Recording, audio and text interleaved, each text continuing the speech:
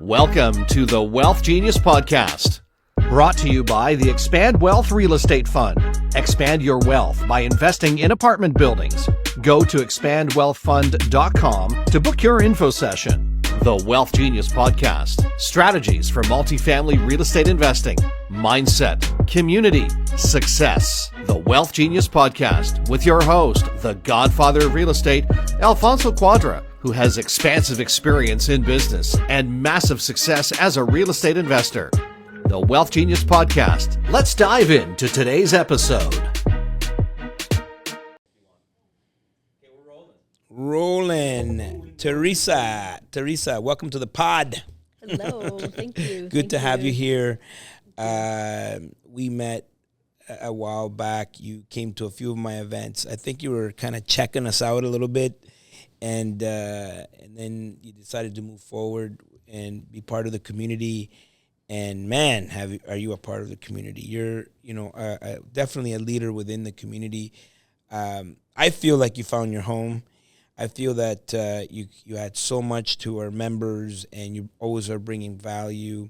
And you're consistently plugged in. You're at every event. You just show up. And every time you do, you're adding value to people and people's lives. So I want to thank you for that. And I'm so happy you're here. And there's a lot to talk about because, even though we know each other for about a year and a half, I'm trying to remember, about a year and a half, I don't know all of your story, right? And that's the juicy part. That's what I want to get into. And so before we get into the real estate side of things, how did you get started? So I've heard your story that you bought your first piece of real estate when you were 20 years old, and so did I. Nice. And my parents helped me with a down payment, and so I bought my first house. And I guess for me is going back is that my grandfather was actually a landlord. And so he had all of this experience, and I was 20, so I really didn't think he knew anything at all, even though he had all the experience. And I bought my first house, realized how broke I was now. Because although my parents had helped me with a down payment, that was it. And then now I had utilities and what you like to teach us called leaks, and utilities and taxes and insurance and repairs and maintenance, and the list went on and on and on. And a light bulb moment really happened is that a friend of mine came over for coffee one day, and she said, congratulations on the house. And I said, this is not good, right? And she'd never owned a house. And she says, well, I'll rent from you, and I'll pay you more than what it costs you.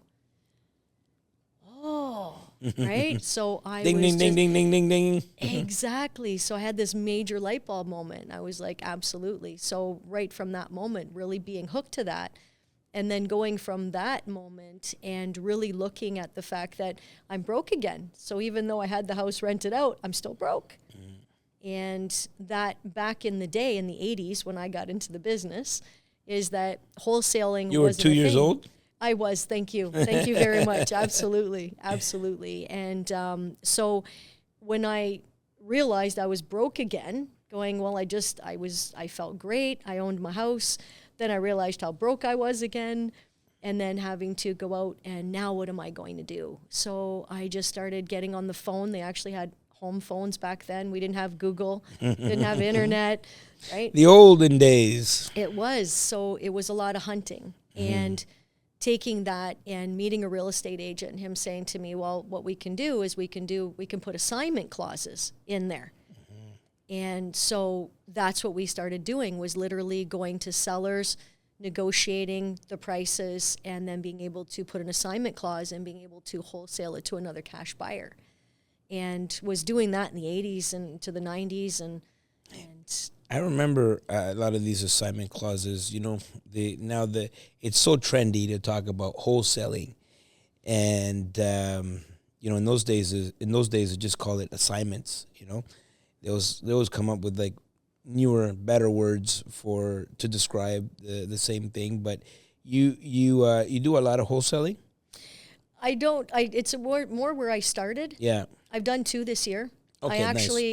Yeah. I always say that to people. If you're going to be building a portfolio, and if you're doing this seriously, you should have a wholesale division, because you're going to be looking at a whole bunch of deals. You're going to be putting deals under contract. And let's say by the time you're done, you maybe have 2 or 3 deals under contract. Well, you're not going to be able to pursue all of them. So you just choose the one that you want, and then that fits your criteria, and then you can wholesale the rest. And then all of the work of acquisition, putting the team together, you can actually help fund that through the wholesale process. Absolutely. So as I'm analyzing a deal for wholesaling, if it's a really good one, I'm going to close on it and do a fix and flip on it. And then if it's a really good one, I'm going to do the BRRRR strategy on it. So really, wholesaling, I feel, is the beginning. Yes. I really do. If you're starting off in real estate and you haven't done anything yet and you're broke as a joke like I was, I would recommend getting into wholesaling to start off with, and then going from there. Nice. Because of everything that you can learn from wholesaling. So it's all about negotiating. And I think they can learn this from you. What you wrote a book? What's going on with the book? I did. So I wrote the book called Insta Wholesaler. And what I like about this is I got the tag where Insta from Instagram. Yeah. Well, everybody's Insta. Everybody wants Insta results today. Everybody wants Insta something. Yeah. And that's pretty. Can I see that? Absolutely. That's pretty catchy. Absolutely. Right. So instantly unleash hidden potential. I love that. And this is great. Yeah. So when did you come out with this book? The book was just completed October. Oh, wow. So 2 months ago. So this is going to be my first weekend launch.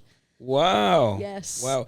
And how can they, is there a website to find the book? There is. So going to www.theresabeneteau.com and we can set you up with getting a book. Absolutely. You can do Kindle. You can do paperback as well. Yeah. So all the information will be in the show notes.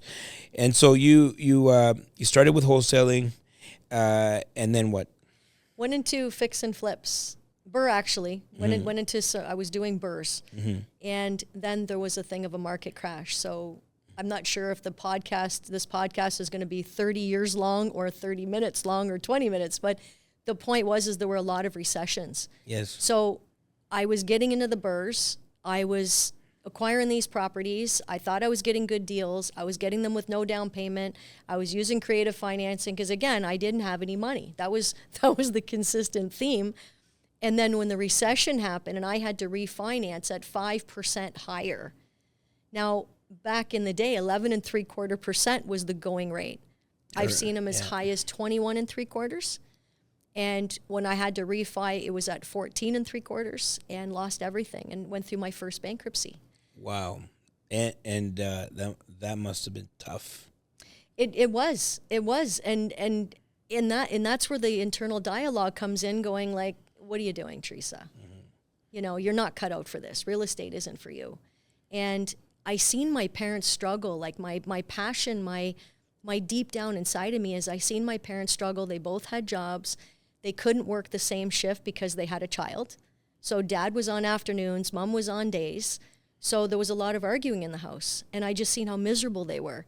When I broke my arm when I was a little girl, my dad couldn't get off work to be there. And all I thought of was when I get older, I'm going to make sure I'm an at-home mom. I'm going to make sure I'm there when I have a family. So for me, real estate became the vehicle. So when I hit the bankruptcy and I hit a wall, I was like, maybe it's not meant to be. Wow. And then I went and I got another JOB, which we all know is just over broke. And again, I was miserable, realizing this isn't what I'm meant to be, and gathered up enough funds to go and do it again. That takes courage. I always talk with a lot of our students, and they share some of the things. And for the most part, everyone's gone through some sort of up and down. But it takes courage to get up again, right after you've hit the ground. And you know what? That's the difference maker. That's the what splits the society, versus the 96% versus the 4% people that are really doing things, is that they have that courage to keep going despite the fact that they probably fell a few times. Absolutely. And getting back up and getting into a partnership with a real estate agent. And again, another recession hit. This time everything was in his name. He went bankrupt. Oh, boy. We lost it all again. Wow. And coming back up again, and another recession, and coming back up again. So going through multiple recessions. Yeah. And, and all through this, coaching wasn't sexy. Unless I wanted to be a football player, coaching wasn't a thing. Yeah. So there wasn't even a thing of getting a coach. So when I got my first coach in 2019, so here I was all of these years in the industry. And, finally going, okay, clearly. So, like, what I see is that you were so determined that you kept falling, but you just kept coming back. You know what I mean? The cat came back the very next day. You know what I mean? And you have a no give up attitude, and which I think it's why you're successful today. And I believe that is I just wasn't going to stay down. Some people just, that's it after 1, 2, 3. So what's the, I think our audience can get some value out of this. What are the things that someone has to do, and maybe someone's going through this right now, right? Like we are in a time in a market where there's definitely a bit of a correction happening in some markets across North America. And maybe someone's over leveraged. They got hit with the high interest rates, and now that the interest rates are coming down, that's great, but they already bled out. Yes. How do they keep going, Theresa? Like, what did you have to do specifically to pick yourself back up and keep going? My why. The why is everything. I was a single mom for a period, so I did get married. The marriage didn't work out. I was on my own with a 3-year-old. And decided to become a mortgage broker. Again, what I'm going to do now is I'm going to be in real estate, but I'm going to be so passive that I'm going to be on this side of the ownership, right? Yeah. I'm just going to help other people succeed. And a lot of it was that I knew that there was a way. So what I did was, it's almost taking myself away from ownership, taking myself away from all that, putting it into other people, watching them succeed. And only through then going, well, if I'm helping them build their portfolios, it means that I can too. If you're coming into my office and I'm saying, Alfonso, don't do that, do this instead, and then I'm producing millionaires. So what you realized is like, wait a minute, all of these negative things that happened to me are actually making me stronger. And now that I know what to avoid, like you made the mistakes already, right? I love it. Yeah, it was the mistakes that gave me the most knowledge. Because I don't talk about so much the deals where I made the money. It's look at where I didn't. Yeah. Look at what happened. So a lot of it is the personal development. It's just being in the, I was involved in a multi-level marketing company for, I think, 10 years. Yeah. And I went to all their events. I always encourage people when they ask me, should I sell this thing or, any type of direct selling type of product, I always encourage people to do it. It's the best way to get into business at such a low cost, and there's so much to be learned from that experience. I went through it myself.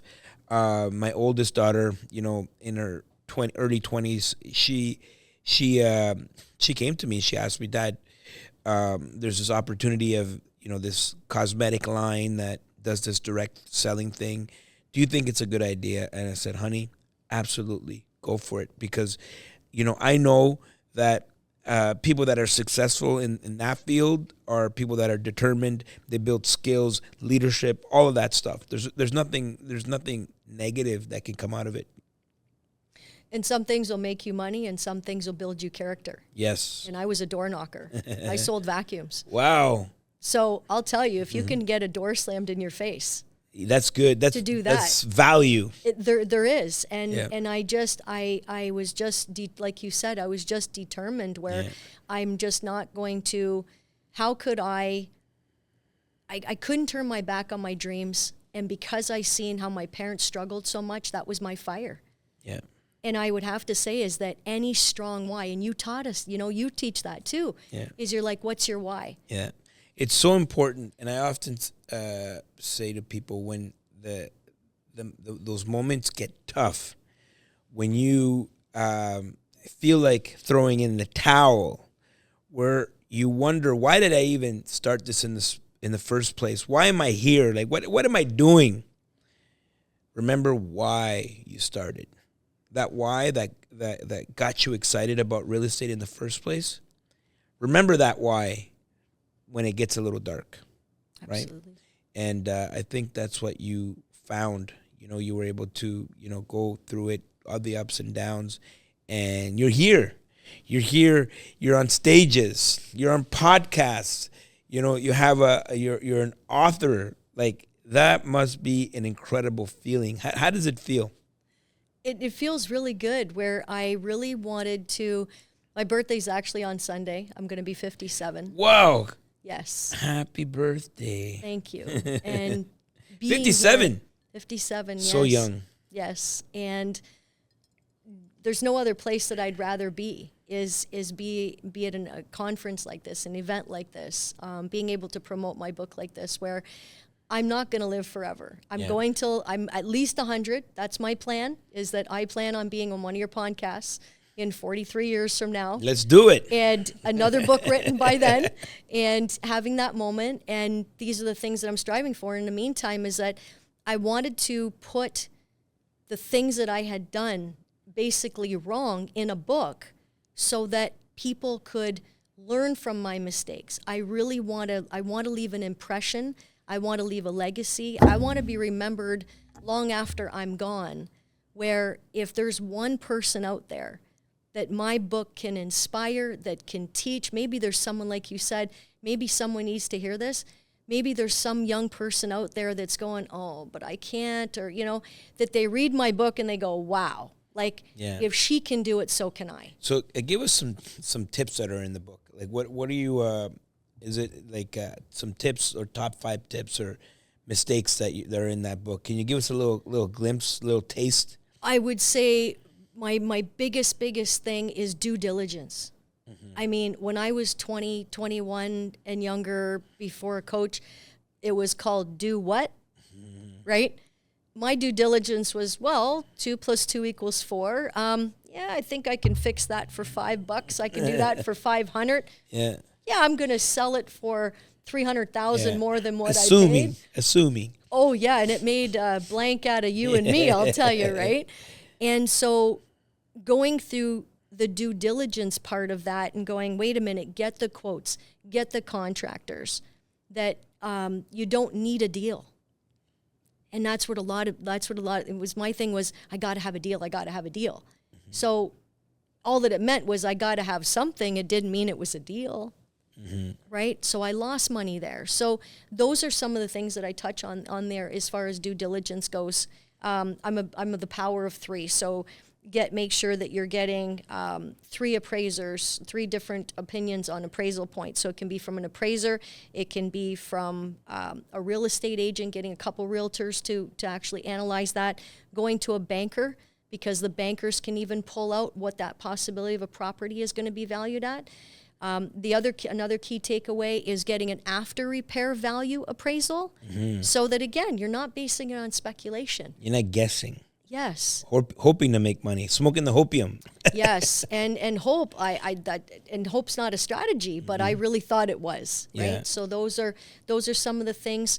Another one that I'll touch on is getting more than one inspection, because one inspector could be used to maybe he was a foundation expert in his previous career, so he's going to come in and just focus on the foundation more, but he's not going to notice the electrical. Maybe you might not notice, the roof as much, or inside where mold is. The next inspector comes in and he's more into mold because of his last experience. So by having 2 different eyeballs on it. So those are some of the things that I put in the book, is that, because I purchase properties from wholesalers. And another one of my biggest reasons of creating a lot of wholesalers is so that I have people that I can go to buy good properties from. Yes. If they know what they're doing. So if they're getting the appraisal and they're getting the inspection report, anybody, any cash buyer out there can almost buy sight unseen, because now they have everything. Right? So those are some of the things. Pictures. Oh my goodness. So many wholesalers all that they do is they put a picture of the front of the house and they say, buy this. It's a great deal. But there's no pictures of the inside, the back, the land, Or they take a picture of the nice stuff. But then you show up at the property for a walkthrough and you can see the sun from the inside of the house without using the window. Wow. Right? So those are the things that it's really coming out there, that literally the book breaks it apart into such detail, is that as you're analyzing the deal and you're doing your due diligence, that really you're at a point now where you're almost saying to yourself, at a point of doing a couple of deals, you go, well, why don't I keep it and do this for myself then? Because look at the numbers. Yeah. And I've had investors say, I just did a flip in July, and I was trying to wholesale it out because I already had another one on the go. I had to, when you have too many things going on. And an investor actually said to me, you know what, well, why aren't you doing it if it's such a good deal? So I did it. And it closed on the 9th. Nice. So I was like, congratulations. Thank you. So it was like, okay, don't threaten me with a good time, right? So it's but it's because of the due diligence, right? That I would say is the biggest thing is the due diligence and walking through it and knowing when to walk away. It's okay. That's a big one. Knowing when to walk away. Know when to hold them. Yes, Kenny Rogers. Yeah, yes. Know when to fold them. Yes. Right. Know when it's time that, you know what, this is a great opportunity, but maybe not for me. That's right. Right. Not every opportunity is for you. What's next for Theresa? What's next for Theresa? Well, I would honestly say that my big goal right now, that my coach, Mandy Branham, big shout out to her because she's incredible. Yeah. And what we've done is that we put it together. So for my birthday, I had to make a decision. And so what I'm doing is my goal is 60 deals by the time I turn 60 years old. Let's go. And the biggest part of that is that it's not going to just be about Theresa. Yeah. It's going to be about impacting other people's lives.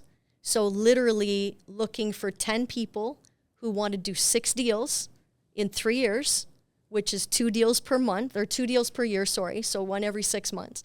So really embarking that with other people that are on a mission that they want to move their needle. Yeah. And it's all about including people. It really, that's my big people. thing. It is, Yeah. it is. It's got very little to do about what I want. I mean, but I also know through your training platform as well, and with my knowledge, is that I know that if I help enough people get what they want, I'm going to get what I want. It will be automatic. 100%. What inspires you? The biggest thing, I was sharing with a young lady last night when we were out for dinner, and my son had called. We were in the middle of talking, me and this young lady, and my son called. And I took the call, and we had a laugh, and he says, I see that you're going to be, on stage, and you're doing that, and he's 25 now, and he lives on his own, and he's in school for a master's degree, and he really has no desire to do real estate yet. Mm-hmm. And so, because he's been watching his mom, right? I like how you said yet. Yet.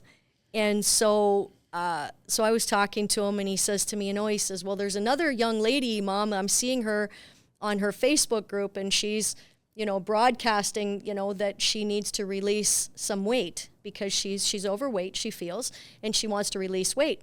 And he says, Mom, he goes, this woman is on Facebook Live and saying, I need to release this weight, and by this date, this is my goal and this is my why. And my son, Shane, last night says to me, he goes, I have a feeling, Mom, you were sitting right next to her when she went Facebook Live, weren't you? Wow. And I'm like, and I'm smiling, and I said, Shane, I said, this is beautiful. And he goes, what do you mean? And I said, you're watching me on Facebook. I said, you actually are getting, some of my content or whatever. And I said, yes, I had a part in that. And yes, I was sitting next to her. But when you said, what's the passion and what's the why, is that I feel a lot of times, and it's going to make me cry, I feel a lot of times that I can't teach my son anymore. He's 25. He's doing well. I'm super proud of him. And I feel like I can't teach him like I could when he was a little boy. Mm-hmm. And I feel that every time that I write a book, do a podcast, do a Facebook Live, do my Trailblazing Tribe, calls twice a week because I give value on that group. I also do the Tuesdays is the Trailblazing Tuesdays, right? I do that consistently every Tuesday live. is that it gives me a chance to teach on that with the hope in the back of my mind going that whether my son reads it now or when I'm gone, but that I can leave these tidbits behind that are going to put wheels in motion. And then on a bigger world scale is that when I'm not here and my son needs help, I hope that I've impacted enough people that they're going to be there to help him. Well, I think this podcast is gonna live for a long time. We don't know if he's gonna listen to it. We're gonna hope he's gonna listen to this podcast. What do you want to say to your son right now? Just that I love him so much. He means the absolute world to me.